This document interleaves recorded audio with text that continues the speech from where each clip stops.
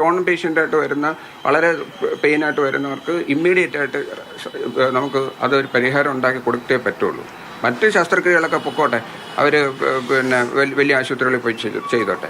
ഇത് ഏറ്റവും അടിസ്ഥാനപരമായിട്ടുള്ള ചികിത്സ നമ്മൾ കൊടുത്തേ പറ്റുള്ളൂ. അതിനുള്ള ഉപകരണങ്ങൾ തടസ്സമില്ലാതെ വരണം. അതിനെ ഈ ചുവപ്പ് നടക്കാത്ത കുടുങ്ങി കിടന്നും ഇവർ പലതും പറയുന്നുണ്ട്. രാവിലെ ഈ സൂപ്രണ്ട് പറയുന്നത് അവർ അങ്ങോട്ട് അയച്ചു, അവർ കളക്ടറേക്കെല്ലാം അയച്ചു, അവർ അവിടെ നിന്ന് അങ്ങനെ ആ എക്സ്പ്ലനേഷൻ ചോദിച്ചു, പിന്നെ ഈ എക്സ്പ്ലനേഷൻ ചോദിച്ചു, ഇങ്ങനെ വിലയിലെ വ്യത്യാസമുണ്ട്. ഇതൊന്നും ഒരു പേഷ്യൻ്റ് അറിയേണ്ട കാര്യമില്ല. നമ്മളൊരു ഹെഡ് ഓഫ് ഡിപ്പാർട്ട്മെൻറ്റ് എന്നുള്ള നിലയ്ക്ക് അടിയന്തരമായിട്ട് വാങ്ങിക്കേണ്ട സാധനങ്ങൾ, അടുത്ത 1 മാസത്തിനകത്ത് വാങ്ങേണ്ട സാധനങ്ങൾ, അടുത്ത 3 മാസത്തിനകത്ത് വാങ്ങേണ്ട സാധനങ്ങൾ, 1 വർഷത്തിനകത്ത്, ഇങ്ങനെ അടിയന്തരം അങ്ങനത്തെ കാറ്റഗറി അനുസരിച്ചാണ് ഞാൻ റിക്വസ്റ്റുകൾ കൊടുക്കുന്നത്.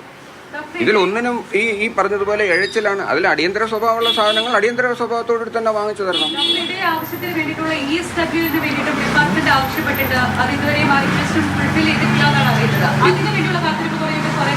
അതിനുള്ള കാത്തിരിപ്പ് 2023 മുതൽ കാത്തിരിക്കുകയാണ്.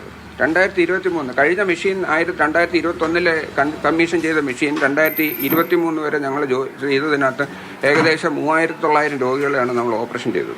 അപ്പോൾ എത്ര പേരുടെ ഓപ്പറേഷൻ അത് വെച്ച് നടക്കുന്നുണ്ടെന്ന് നിങ്ങൾ ആലോചിച്ച് നോക്കണം.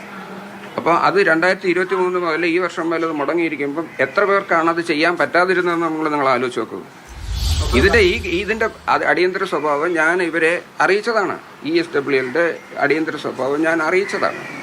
അപ്പോൾ അതെൻ്റെ ഫയലുകൾ മൂവ് ചെയ്യുന്നുണ്ട്. അത് ഈ ഓഫീസുകളിലുള്ള എന്തോ പ്രശ്നമാണ്. ഈ ഓഫീസിൽ, ഞങ്ങളുടെ ഓഫീസിൽ തന്നെ വന്നിട്ടുള്ള എന്തോ പ്രശ്നമാണ്. ഈ ഫയൽ എവിടെ നഷ്ടപ്പെടുകയോ എന്തോ രീതിയിൽ അത് പോവുകയോ ചെയ്തതിൻ്റെ അടിസ്ഥാനത്തിലാണ് അത് ESW പിന്നെയും താമസിക്കുന്നത്. ഈ വിവരം ഇതിനോടകം മന്ത്രി അറിഞ്ഞിട്ടുണ്ട്, ഉദ്യോഗസ്ഥർ അറിയിച്ചിട്ടില്ല എന്ന് പറയുമ്പോൾ മന്ത്രി ഡോക്ടറെ വിളിച്ചിട്ടുണ്ട് ഈ നിമിഷം വരെ. ഞാൻ ഇന്നലെ മുതൽ ഫോൺ ഓഫ് ചെയ്ത് വെച്ചിരിക്കുകയായിരുന്നു, അതറിയില്ല. ഇത് ഈ കാര്യം ഞാൻ അവിടുത്തെ കൗൺസിലറാണ്, മെഡിക്കൽ കോളേജ് കൗൺസിലർ അനിൽ സാറാണ് സാറാണ് ഇതിൻ്റെ ESWയിൽ വാങ്ങിത്തരാം എന്നൊക്കെ പറഞ്ഞ് സാറ് എനിക്കൊരു പ്രോത്സാഹനം തന്നത്. അപ്പോൾ സാറിനെ കഴിഞ്ഞ മാസവും കഴിഞ്ഞ എല്ലാ മാസങ്ങളിലും ഞാൻ സാറിനെ വിളിക്കുന്നുണ്ട്, സാർ എന്നെ വിളിക്കുന്നുണ്ട്. സാറ് OPയിൽ വരുമ്പോഴും ഞാൻ ഇതിനെപ്പറ്റി ഡിസ്കസ് ചെയ്യുന്നുണ്ട്.